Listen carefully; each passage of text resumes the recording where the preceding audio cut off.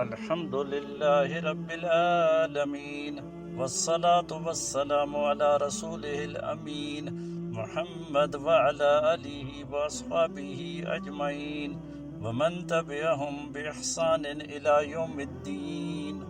معزز سامعین کرام، السلام علیکم ورحمۃ اللہ وبرکاتہ۔ آج انشاءاللہ جو احادیث مبارکہ بیان کی جائیں گی ان کا مختصر سا خلاصہ آپ کی خدمت میں پیش کرنا چاہتا ہوں کہ نبی کریم صلی اللہ علیہ وسلم نے فرمایا کہ مجھے اللہ پاک کی طرف سے شفاعت کا اختیار دیا گیا ہے۔ پھر مکھی اگر کسی برتن میں گر جائے تو اس کا کیا کرنا چاہیے؟ پھر نبی کریم صلی اللہ علیہ وسلم نے فرمایا کہ تنہا رہنے والے سبقت لے گئے۔ پھر نبی کریم صلی اللہ علیہ وسلم کا ارشاد گرامی کہ جو بھی میری طرف جان بوجھ کر کسی جھوٹی بات کی نسبت کرے تو اس کا ٹھکانہ جہنم ہے۔ نبی کریم صلی اللہ علیہ وسلم بیت الخلاء میں داخل ہوتے وقت کون سی دعا پڑھتے تھے؟ اس کے بعد اہل کتاب اگر تمہیں سلام کریں تو تم انہیں اس سلام کا جواب کیسے دیں؟ پھر اللہ پاک کے نبی نے فرمایا کہ اللہ پاک قاضی کے ساتھ ہوتا ہے جب تک وہ ظلم نہیں کرتا۔ اور اس کے بعد نبی کریم صلی اللہ علیہ وسلم نے فرمایا کہ جس کام کا میں تمہیں حکم دوں اس پر عمل کرو اور جس سے منع کروں اسے چھوڑ دو۔ آخر میں اللہ پاک کے نبی کی حدیث کہ جس نے میری اطاعت کی اس نے اللہ تعالیٰ کی اطاعت کی۔ تو شروع کرتے ہیں۔ بسم اللہ الرحمن الرحیم۔ حضرت عوف بن مالک اشجعی رضی اللہ تعالی عنہ سے روایت ہے کہ رسول اللہ صلی اللہ علیہ وسلم نے فرمایا، کیا تم جانتے ہو کہ آج رات میرے رب نے مجھے کس بات کا اختیار دیا ہے؟ ہم نے کہا اللہ اور اس کے رسول بہتر جانتے ہیں۔ فرمایا اللہ تعالیٰ نے مجھے اختیار دیا ہے کہ میری آدھی امت جنت میں داخل ہو یا شفاعت کروں، تو میں نے شفاعت کو اختیار کیا۔ ہم نے کہا اے اللہ کے رسول، اللہ سے دعا کیجئے کہ ہمیں بھی شفاعت والوں میں بنائے۔ آپ صلی اللہ علیہ وسلم نے فرمایا یہ شفاعت ہر مسلمان کو حاصل ہے۔ ابن ماجہ حدیث نمبر 4317۔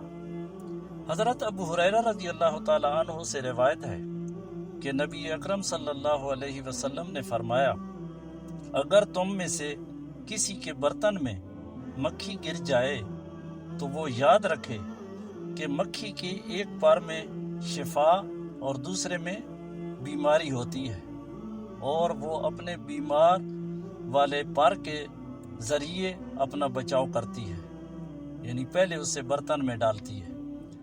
اس لیے اسے چاہیے کہ اس مکھی کو اس میں مکمل ڈبو دے، پھر استعمال کرنا اس کی مرضی پر موقوف ہے۔ مسند احمد حدیث نمبر 7141۔ رسول اللہ صلی اللہ علیہ وسلم نے فرمایا تنہا رہنے والے سبقت لے گئے۔ صحابہ کرام نے عرض کیا اے اللہ کے رسول، یہ تنہا رہنے والے کون لوگ ہیں؟ آپ صلی اللہ علیہ وسلم نے فرمایا جو لوگ اللہ کے ذکر میں مشغول رہتے ہیں۔ السلسلۃ الصحیحہ حدیث نمبر 2856۔ حضرت انس رضی اللہ تعالی عنہ سے مروی ہے کہ نبی اکرم صلی اللہ علیہ وسلم نے ارشاد فرمایا جو شخص میری طرف جان بوجھ کر کسی جھوٹی بات کی نسبت کرے اسے اپنا ٹھکانہ جہنم میں بنا لینا چاہیے۔ مسند احمد حدیث نمبر 11964۔ حضرت انس رضی اللہ تعالی عنہ سے مروی ہے کہ نبی اکرم صلی اللہ علیہ وسلم جب بیت الخلاء میں داخل ہوتے تو یہ دعا پڑھتے کہ اے اللہ، میں خبیث جنات مردوں اور عورتوں سے آپ کی پناہ میں آتا ہوں۔ مسند احمد حدیث نمبر 11969۔ حضرت انس رضی اللہ تعالی عنہ سے مروی ہے کہ نبی کریم صلی اللہ علیہ وسلم نے فرمایا جب اہل کتاب تمہیں سلام کیا کریں تو تم صرف وعلیکم کہہ دیا کرو۔ مسند احمد حدیث نمبر 11970۔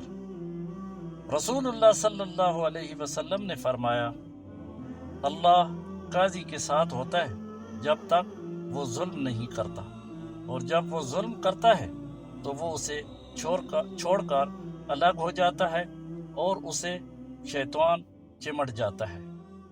سنن ترمذی حدیث نمبر 1330۔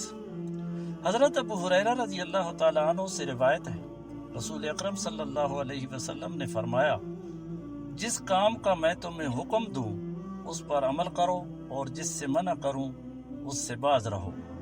سنن ترمذی حدیث نمبر 1۔